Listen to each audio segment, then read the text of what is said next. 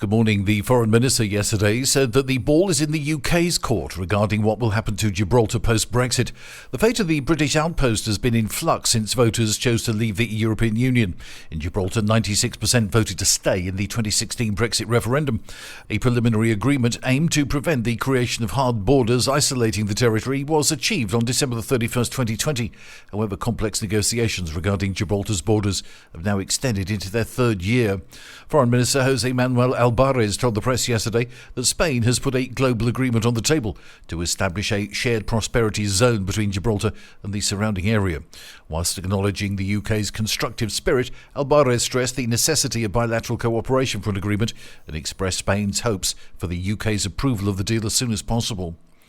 A fire that broke out on Saturday afternoon in a settlement for migrant workers in Palos de la Frontera in Huelva province saw 3 people injured and 120 evacuated. Firefighters confirmed 2 people were taken to hospital in Huelva and another was treated on the spot. The fire was extinguished around 5 p.m. on Saturday. The fire raged in the largest of the province's migrant settlements, which has between 400 and 1,000 inhabitants due to its proximity to strawberry fields. Last summer there was also a fire that affected 100 huts in the same settlement and another that left 400 people homeless in 2021 and another 100 just months later. A low-emission zone restricting polluting vehicles in Malaga city centre will come into force on the 1st of January next year. Such zones, or ZBEs, are already in cities such as Madrid and Barcelona. The zoned area goes beyond the city's old town.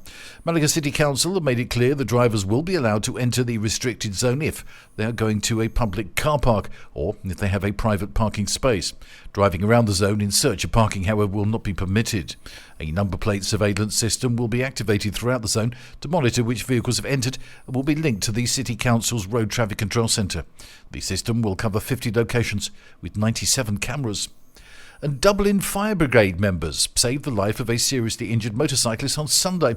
The biker was found on a busy motorway by the Dublin Fire Brigade members as they were travelling to catch a flight home.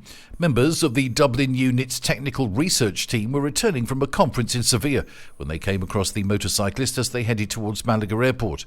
The Irish crew were able to cordon off the scene and performed critical interventions on the middle-aged patient as one of their advanced paramedics coordinated with the local emergency services. A Spanish emergency team arrived shortly afterwards to help. Sevilla-based emergency services hailed the work of their Irish colleagues carried out so far from home. That's the latest from TRE. I'm Bob James.